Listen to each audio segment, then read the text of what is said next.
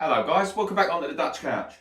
Regardless of whether Liverpool sign Alexander Isak from Newcastle United or not, in my opinion, they would absolutely piss the Premier League this season. I think last season they won it by about 12 points. I'm going at least 15 this year. If they get him, it could be absolutely embarrassing for the rest. The main reason I'm looking at this, recruitment.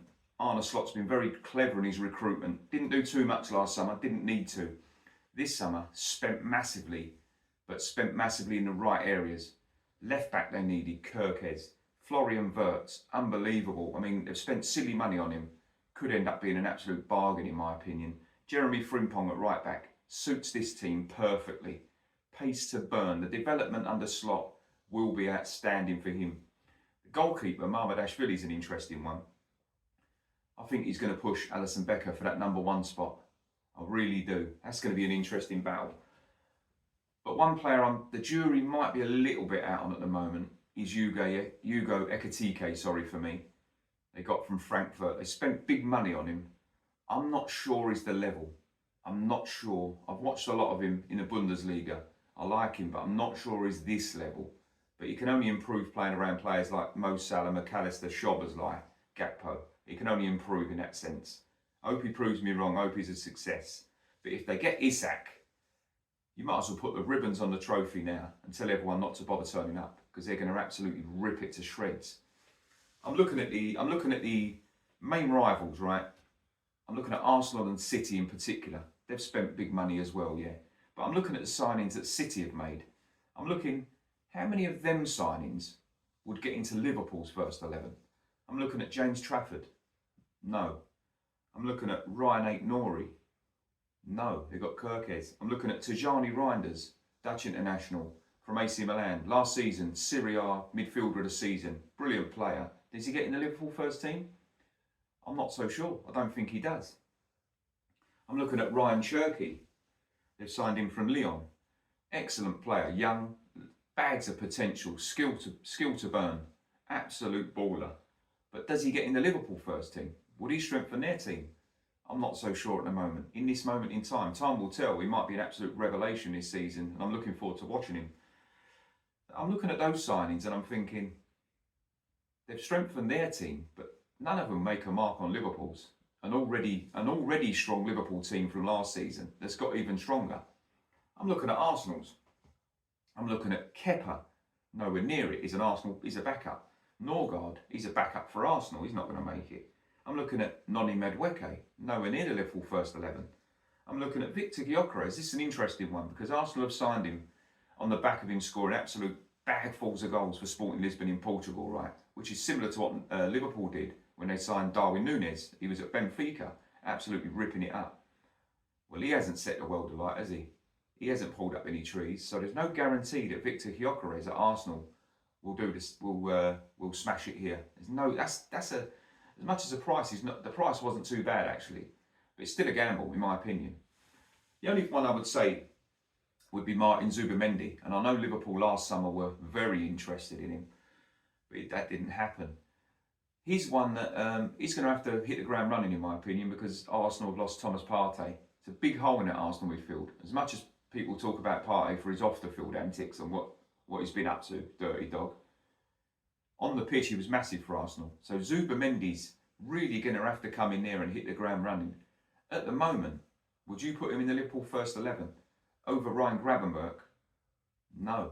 Gravenberch's an absolute revelation at Liverpool. And for me, was the best midfielder in the Premier League all season, last season. Number one, without a doubt. No one touched him.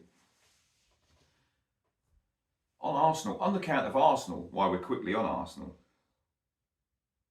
I think a couple of tweaks there could make such a difference. I think you bring Rafa Leao into that Arsenal team on the left over Martinelli. Huge upgrade. You bring Eberechi Eze into the 10 role there. And then you make either Declan Rice or Gabriel Magalhaes captain. Arsenal go up 10-20% in my opinion. Absolutely they improve. And that's your chance. Liverpool obviously have lost a couple of players. They've sold Luis Diaz to Bayern Munich. I think that was a good deal for them in the end. I think it was a bit hit and miss. Good player, no doubt in his talent.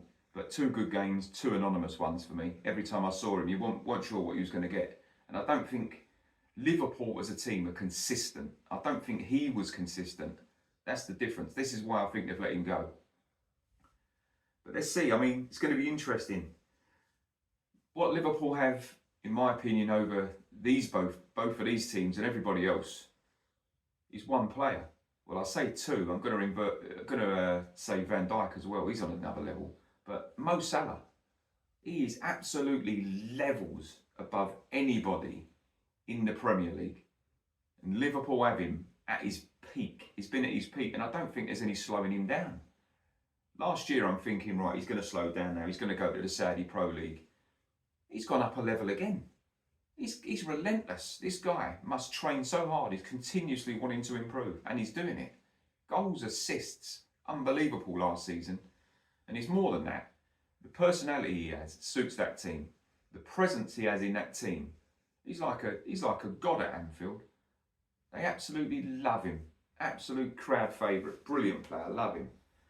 But one thing Liverpool have over anybody else, and they did have last season in this title challenge, was consistency. They literally dig results out. When they're playing, even when they're having a poor game, they'll take a point that they didn't deserve, or they'll grab 3 points that you thought they might have to settle for a draw. They will go to the death. They are relentless till the final whistle. In stoppage time, you're still expecting them to score a winner or an equaliser. And they do it every time. It's no surprise. It's down to the manager. It's the mentality. What he's set up there, there's so much belief in that team, in each other. They know what they're doing. It's a well-oiled machine. And I'll tell you one thing I love about Liverpool. As much as teams, I'll talk about City here really. City play a system, and I've seen players like Grealish in particular, who have looked restricted, right, in that system. It's been all over social media. People notice it. When I watch Liverpool, nobody looks restricted. They play a system. Nobody looks restricted. They all look free to play their role. They all look free to express themselves on the pitch. It's not backwards, sideways, 300 passes, but before an effort on goal. Yeah, they can play like that. But they'll also let the opposition have the ball. They'll let you play 200 passes against them. They'll take the ball and kill you on the counter. A bit like Forest do. Or Liverpool go direct. They play quick. They play quick, dynamic football. Exciting to watch, and I love watching them. Arsenal, the last 3 seasons, they should have won 2 of those Premier Leagues. In the 2 out of the last 3, Arsenal should have won. City took them both. The main difference for me was the squad depth, for one, but the lack of a centre forward. Well, now Arsenal have actually, or Arteta, he's thought, you know what, I can't be stubborn anymore. I need that centre forward. It's obvious. Everybody's pointing it out. I'm the only one who's not noticed it. We would have won those leagues. They've gone there and got Gyökeres from Sporting Lisbon now. They're hoping this is the man to take them to the league title. But for me, I think your chance is gone. The ship has sailed. You had that chance. When Liverpool and Man City weren't as strong, I mean, City struggled last year. That was your opportunity. But Liverpool stepped it up. Arne Slot stepped it up.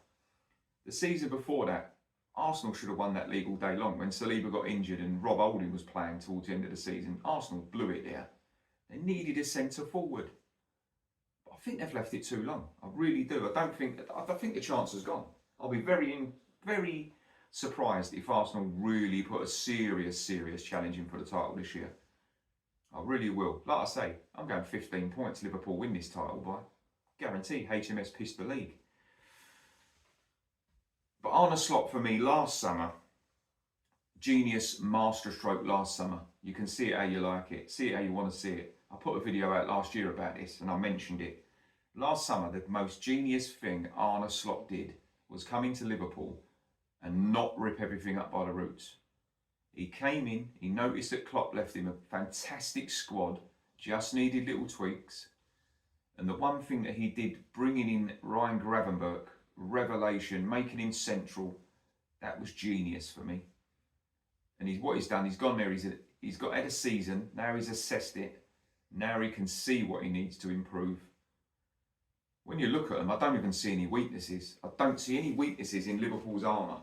That's the problem for the rest. With the other teams, I see a weakness. Arsenal, as much as they've improved, I still see them as a soft touch at times. I still see them Even though they've signed 6-foot+ players, I still see that they can get played off the ball, bullied. They're just very naive at times. Man City, tippy-tappy. Not what they was. Not what they was. You saw that in the FA Cup final. Crystal Palace absolutely done a job on them. And Man City, and Guardiola, they simply had no answer. I think they've got a plan A and nothing else. Same as Arsenal, got a plan A and set pieces. That's it. Arsenal plan A and set pieces. Man City plan A. Liverpool got plan A, B, C, D, right up to Z. They can play any way they want to play. They'll go. Slot is so adaptable as a coach. He'll play it against different teams.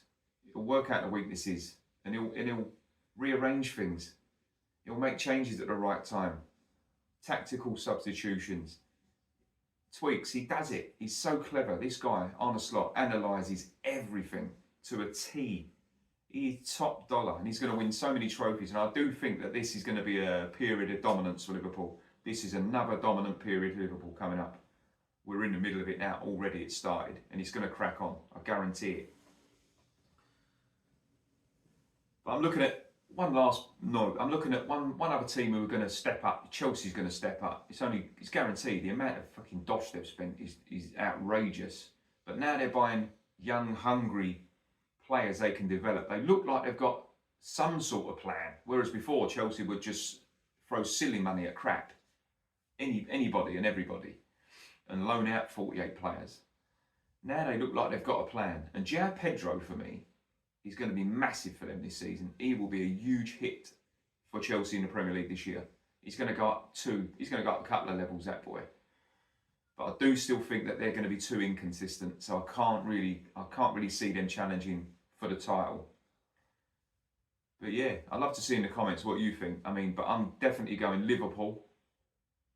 Save this video because you might be able to slaughter me at the end of the season. I'm going Liverpool, 15 points, win the Premier League 2025-26. But yeah, have a great weekend. On to the next one.